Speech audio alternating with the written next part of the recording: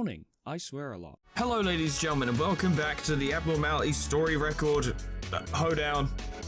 I don't know why I keep calling it that. I don't have any other term for it. So, we've gotten a bunch recently. We have got... Fuck, I clicked on the wrong thing again. Every time. We've gotten a bunch of new ones recently.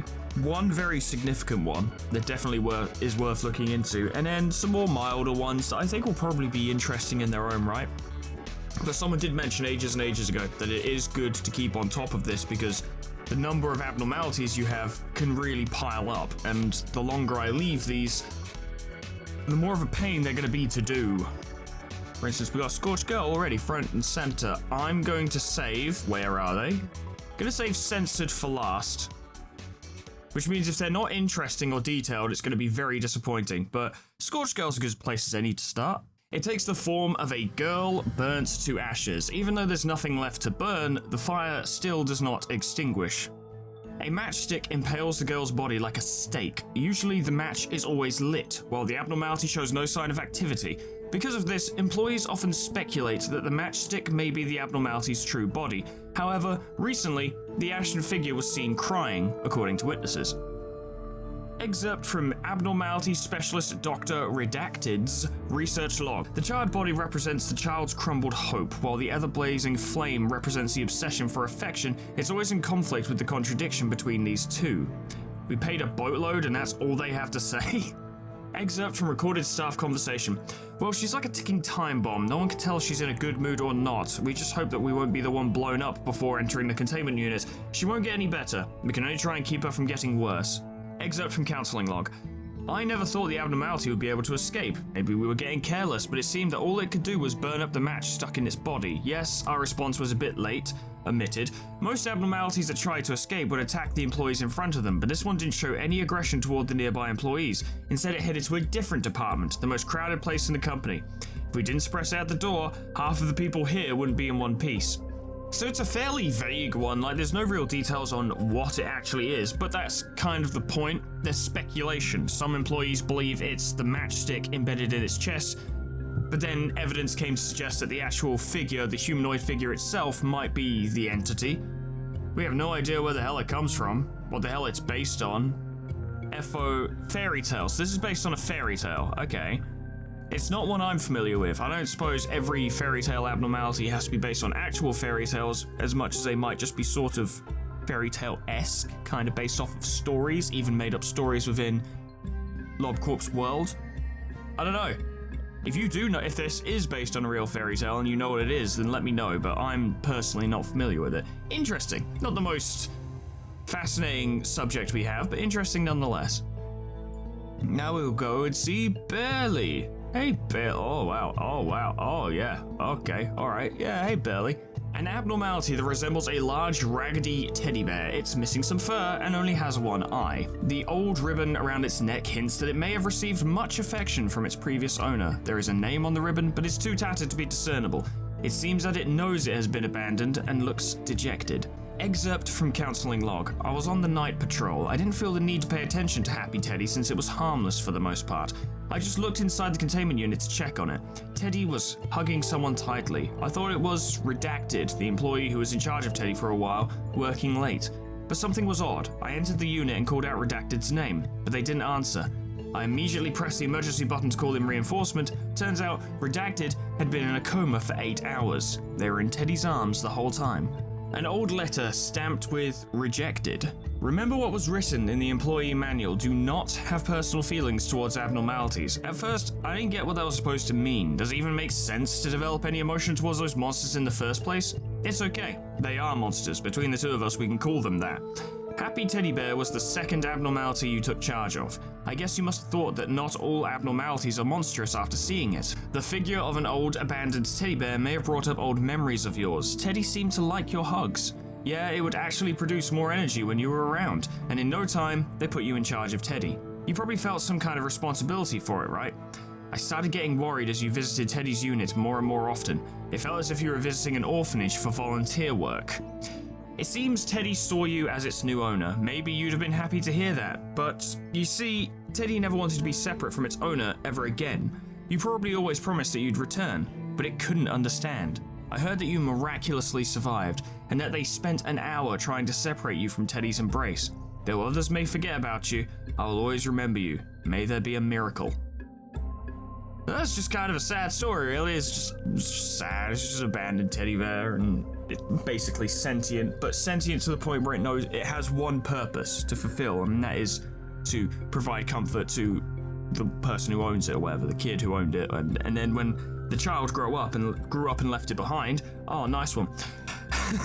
As they tend to, Happy Teddy, either it developed its sentience then or had sentience previously, felt abandoned. It was abandoned, and in its own way decided never to be left behind again, via a fucking bear hug that absolutely murders whoever it gets locked in it.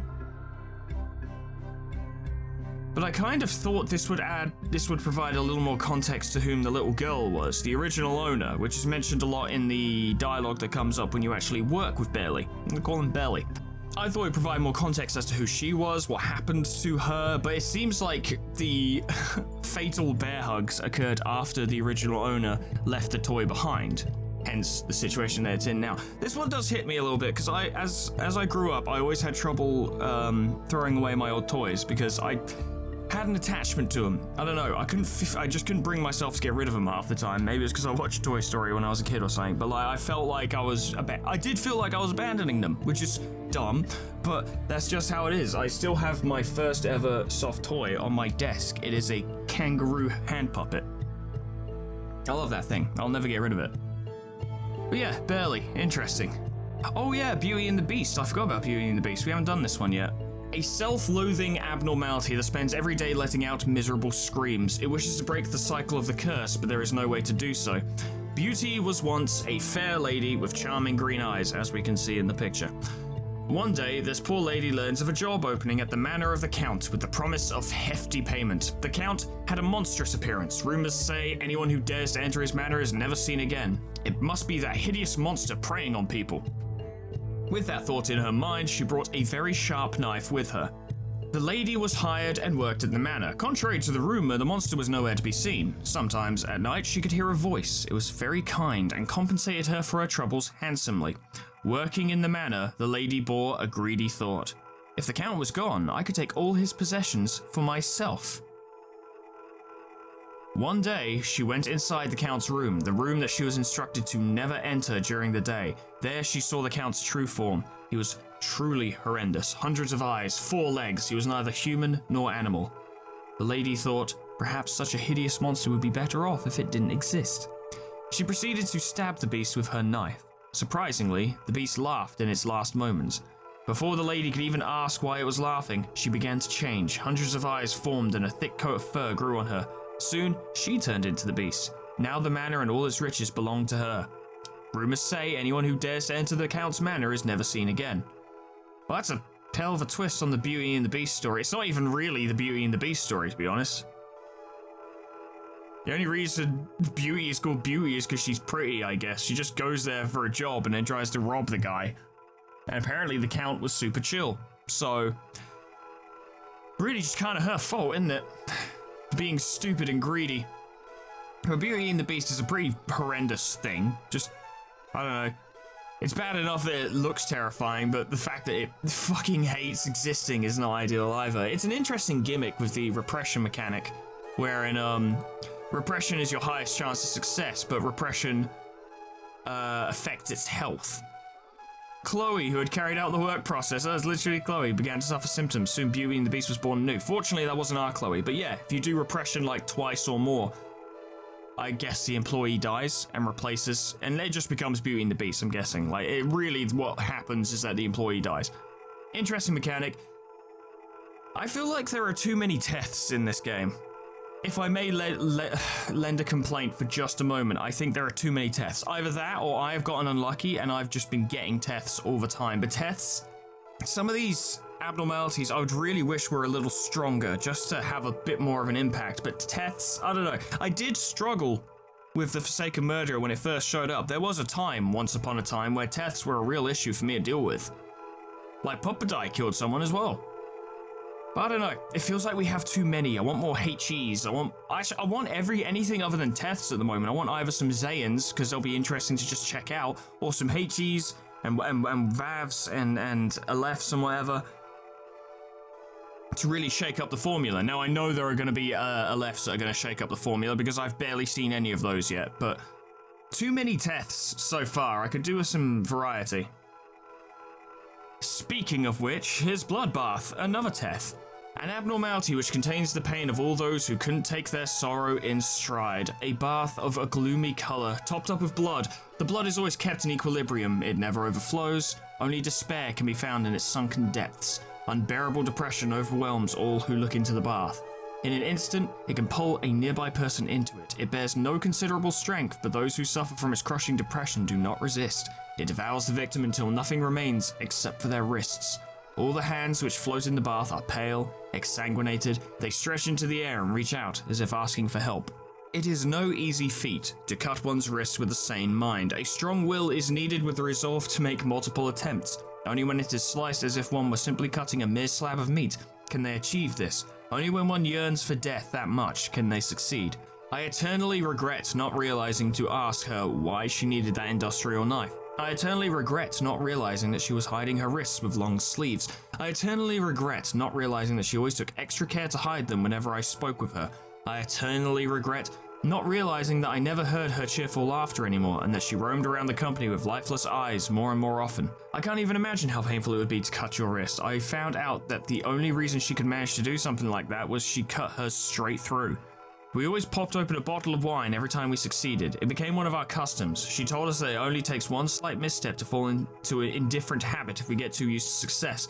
Thus, we should always smile, rejoice, and celebrate every little thing in the wake of success, and we should never neglect failure, as success can be born from a pile of failures. When I saw the lattice work of scars on her wrist, I was reminded of her wine cabinet. We had used up so many of the bottles, there was only one left. That day, I popped the cork off the last one.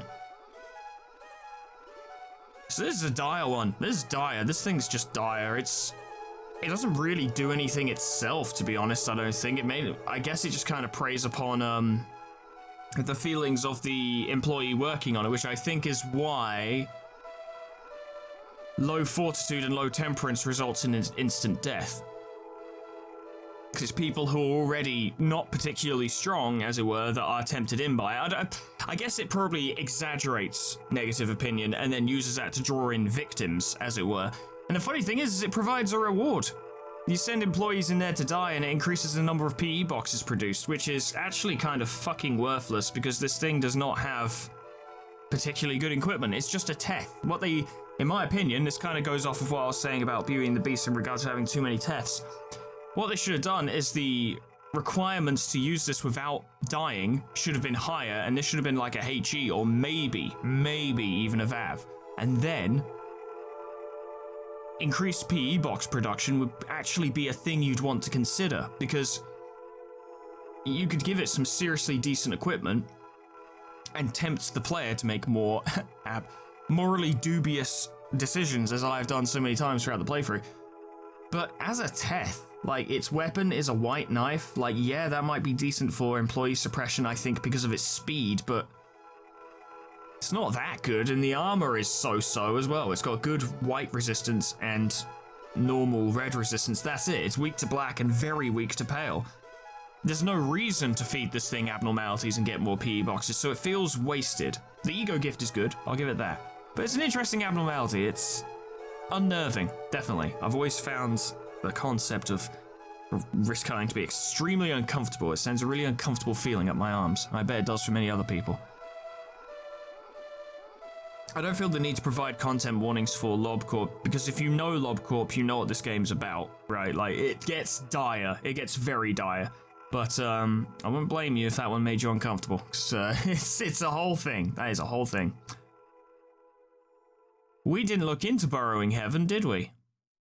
I don't think we did. I don't think we've looked into Burrowing Heaven. Fascinating. I'm looking forward to that. Let's do that now then, because I think... yeah, we're keeping on top of it. Alright, Burrowing Heaven. A thorny abnormality that feeds on the gaze of others and sometimes stretches its wings. I don't think I ever saw its wings.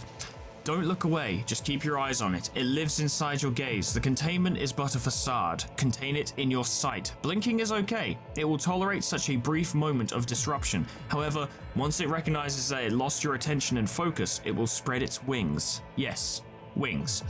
As if to praise a long-forgotten god, its lean, bloody wings will stretch and cover the whole corridor. The wings will still bear fruit, using fresh corpses as food. If it still fails to gain your attention, the stalks will pierce the facility and grow toward a sunny spot. Like an angel, its wings will reach the skies and extend toward the ground, eventually blocking the sun out. But there is still hope. When you finally turn your eyes and bring it within your cognizance, it will return to this deep, dark, subterranean area. That is, if you manage to survive by then. That's what a gaze is. Attention. An invisible string that connects us. Sole focus. Do not come here, as there is no place for you to rest. Is this what you wanted to see? When your tears dry up at last, tell me your answer. So burrowing heaven strikes me as being like a plant. It's actually just kind of a plant, isn't it? It grows. It says wings, but let's be real. I think roots would be a more apt term. Its roots spread over corridors.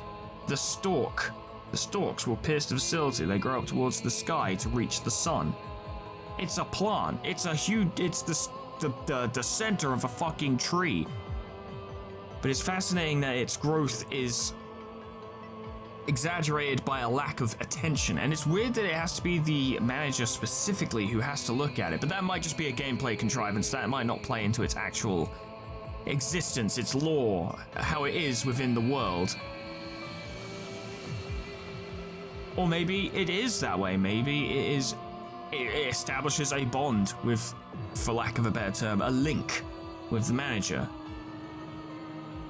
I don't know. I'm not sure what to say about it. It's a strange one. It's honestly very easy to work with. Just if you forget, you're gonna, at best, you'll lose an employee. You're probably gonna lose an employee, and at worst, it might start to dominate your facility. But then again, it's easy to contain it once it breaches, if you just look at it. And once you realize that it breaches, you're not gonna take your fucking eye off it. You're gonna send employees in there to deal with it, at which point it stops attacking and just stares until you deal with it. So it's easy to deal with, but it's very easy to slip up on it as well. I like the Burrowing Heaven. It's a very cool abnormality. An interesting design. We've got censored there. I don't want to do that yet. We've got the Fairy Festival. Is there anything else? Oh, yes. Today's shy look. How could I forget? Ugh. There's no details on tools, so we can ignore them. The abnormality is similar to a fairy, having two pairs of wings and a small body. They act as a cluster. They use a language we cannot understand to communicate with each other. They follow a few employees around when they enter the containment unit, using their special abilities to help heal injuries. Employees call this act the fairy's care. The fairies protect our employees. If you often act out of the goodness of your heart and are a lover of nature, then the fairies will gladly take care of you. Everything will be peaceful while you are under the fairies' care. You can also enjoy the envious glances you'll get from other employees. Not that it's important, but, you know. What if the fairies don't approach you? Then you should reflect on your life. When Emil and I took shifts entering the fairies' containment units, the fairies did not hesitate to approach me. Only me, never towards Emil. You all know Emil and how he is. Why, just yesterday he refused to share his snacks with me and he was acting all high and mighty. It is a sacred act to be protected by fairies in any world. However, do not enter their containment unit just to have a bit of fun. If you've read a few books on them, you'll know that fairies dislike those who take advantage of their kindness. The corresponding document is only accessible by employees level 4 and higher. When Walter, who was under the care of the fairies, died in the room of another abnormality, we noticed some anomalies. His stomach and face were ripped off, and his eyeballs and organs were damaged, as if they were eaten by something. Moreover, the containment unit Walter was found in was for an abnormality that uses psychological attacks. Meanwhile, the fairies had someone's blood and flesh smeared all over their mouths. We did not bother to examine them to find out whose flesh and blood it was. In our world, there are few outcomes that result from perfect kindness. Having fairies that live in a forest visit you just because they like you or that you've done many good deeds is something that only happens in fairy tales. Even though we know this truth, we still sometimes become deluded, thinking that the fairies' care is happening because of all the good deeds we've done, or that the fairies are favoring us because there is something that makes us more special than the other employees. The fairies are no more than carnivorous monsters, and their protection is their method to keep the meat fresh.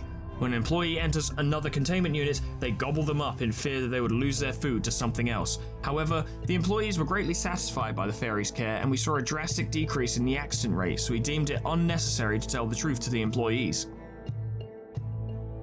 I like that as a twist.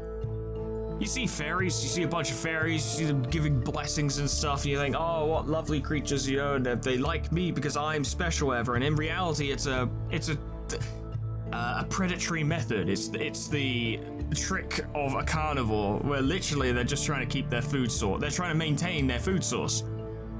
And to some degree, they are intelligent because they recognize how dangerous other abnormalities are, because they see someone going into another containment unit and they're like, fuck, they're about to die. They're probably gonna die and we're gonna lose our food. Let's get in there quickly. Gross. Messed up. Now, I've assumed this is a fairy tale one literally because it's just called Fairy Festival, but if this is based on a real fairy tale, I'd like to know about it, because I don't know the specifics on that one. I'm saving censored for last. All we've got left is, we didn't do Porcubus. We haven't done Porcubus. I will check out Porcubus as well. Today's shy look. It's a good day. Are you still shy today? One sunny day when they were sincerely drying the laundry in the yard, sadness struck suddenly. In our city, sacrifices for corporates must be highly praised. Honor for their deaths. No reason for you to cry either, rather you should be glad. What's with that look on your face? That kind of facial expression isn't recommended in our city. Goodness, why are you making such a face? You're making others feel gloomy too. Please be more considerate. You don't live in this world alone after all. You are very poor at expressing your emotions. You must be quite shy. Hey, try to look more pleased. That way those living in the outskirts will be more envious of us. Put a bigger smile on your face. It's not that hard. Next time you try to express yourself more clearly. It's very important to express oneself in this society. One sunny day, just like that day they sincerely dried the laundry, they dried their own skin. Everyone was finally satisfied when they showed a bright smile. If they met people who asked what was wrong, they would respond, I'm just shy, that's all, just shy. If one tries to look at the face behind the skin, the result will not be pretty. The space behind their skin is the only personal space they have left. Leaving it uninvaded is the last bit of generosity the city can offer. So this is just more of a concept, really, of societal standards. In world, because the city apparently living in not the outskirts, so presumably living in the nice places, carries certain levels of societal expectations and expectations of behavior in the way you carry yourself. We have to be seen as doing well. We have to be seen as being happy and pleased with what we've got. I don't know. There's not a lot to today's shy look, to be honest. It's just more of a creepy concept and a bit of a visual shock, but it's decent. I hate that mask. That gun is hilarious. I don't understand it. I don't know why that is what it is, but it is funny. Could be useful, actually. That could be, because black damage can be used for employee suppression. It's not advised, because you can end up killing the employee, because it does health damage as well, but it can be used for employee suppression. We got Porcubus. Time for the head to burst. To be frank, life in this place isn't so great. The company says they provide healthy hobbies, but not many people engage in that notion. Everyone looks for their own escape, be it violence, gambling, gluttony. I thought I had strength in self-control and discipline compared to others. It did help me live a smoother life. Maybe that's the reason I was assigned to Porcubus's containment unit. Yes, Porcubus, where the lowest of the low employees visit. I've heard a bit about what other employees do in that containment unit. They call it the Game of Trust. A game of trust. What an elegant thing to name it. Omitted.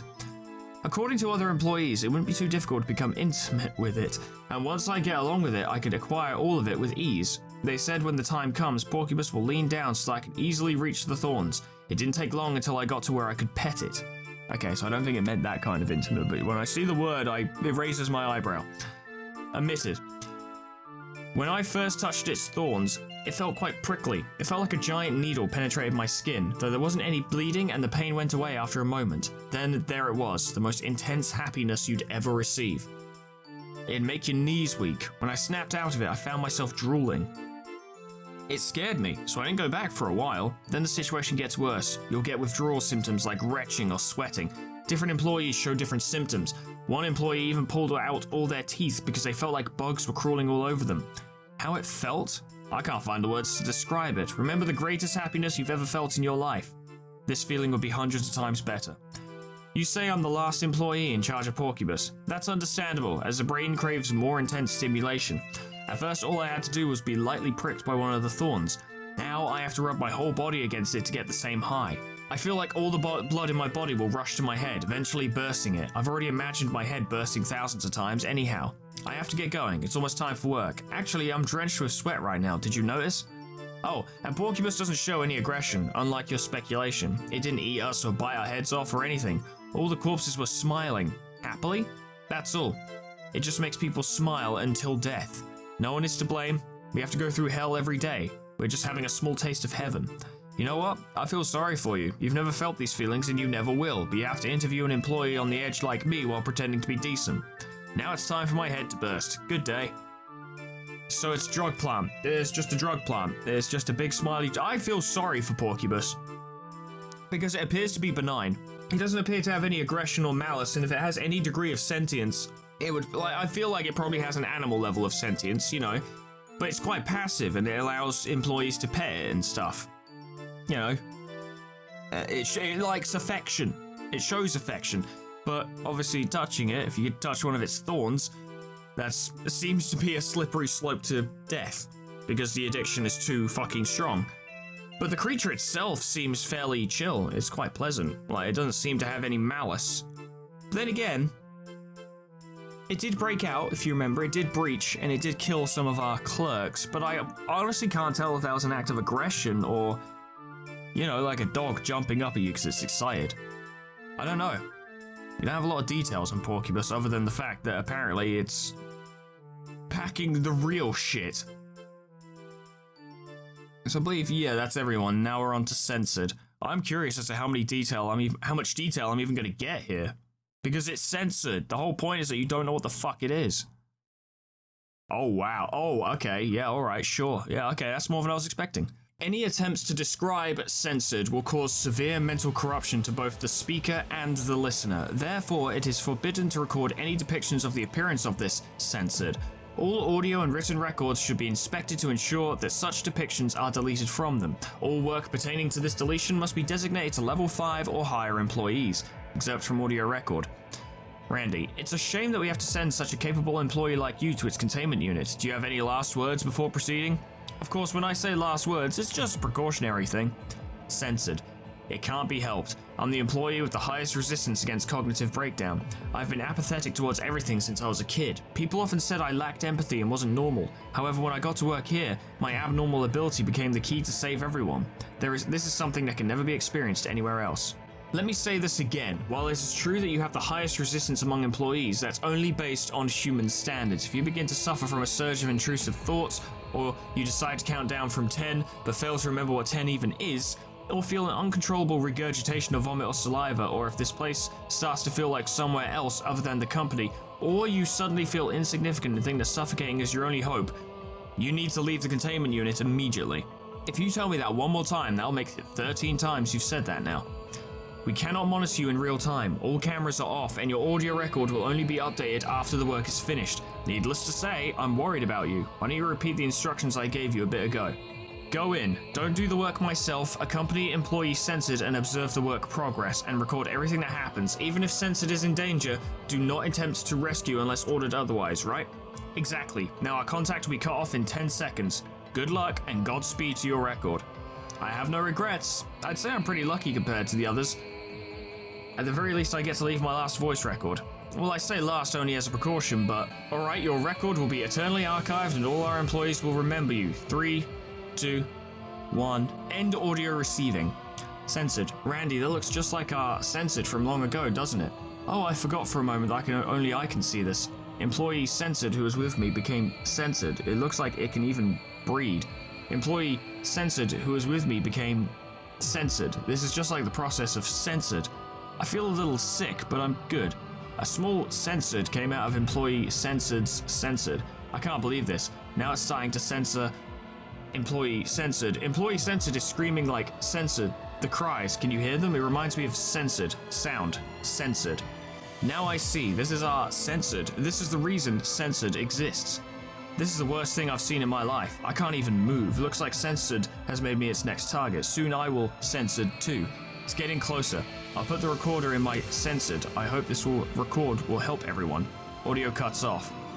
Even after we adopted the cognition filter, many of our managers have lost their minds, half of them gone because of censored. Even if we raise the cognition filter to its maximum setting, at the risk of having our employees and other abnormalities being perceived as extremely simple objects, the managers will still be driven insane as soon as this abnormality comes into sight. We can't make our manager blind just because of one abnormality. We're stuck in a dilemma. The only solution we could come up with was at the suggestion of one of our employees. It was to cover this abnormality with a giant set of sensors and blurring. If a flaw in the system disables the sensors covering the abnormality, we will once again have to sincerely consider how to dispose of the manager.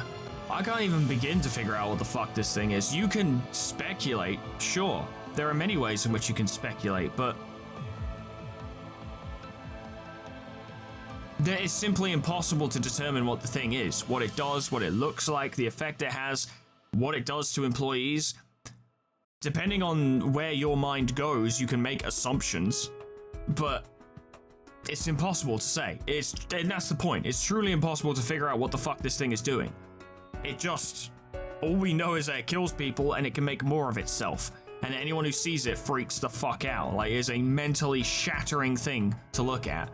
To the point where managers absolutely can't deal with it. Presumably because managers do not have hands-on experience with abnormalities and don't build up the same level of resistances that, like, level 5 employees do. I did hear that in early versions of this game, there was a facet of gameplay where the manager themselves would go in to perform an assessment of an abnormality, and apparently censored was... No, they were talking about nothing there. Nothing theirs was quite interesting. It's a shame that gameplay mechanic was pulled, but I think I understand why. Because it could get very, very difficult to account for every single abnormality in the facility. Maybe if they'd only applied it to aleph, maybe make alephs, because they're so powerful, make it a thing where it's like, at the final stages, only the manager could handle it. But then again, if that was true, that would completely contradict what I just said about why the manager can't see censored. Because the manager doesn't have the personal experience. Censored would then become not censored, which would completely destroy the whole point of this abnormality. They could never reveal what this thing is. It would never live up to whatever we imagine it to be. This thing will always be censored. There is no true form to censored, and there doesn't need to be. It is perfect the way it is, in that it isn't anything, and it is everything. God knows what that thing is. We'll never find out. And you know what? We're probably better off for it. Now, I don't believe I've missed anyone. I don't think I have. I think we're good. There were some interesting ones today. They were a little more interesting than I was expecting. But I won't drag this one out, ladies and gentlemen. Some of you might actually appreciate having one of my videos be less than an hour and a half, you know, so you can actually watch it within a reasonable time limit. So I'm going to round it off here. Thank you so much for watching. Apparently, we're 50% of the way through the abnormalities. That percentage, I believe, only counts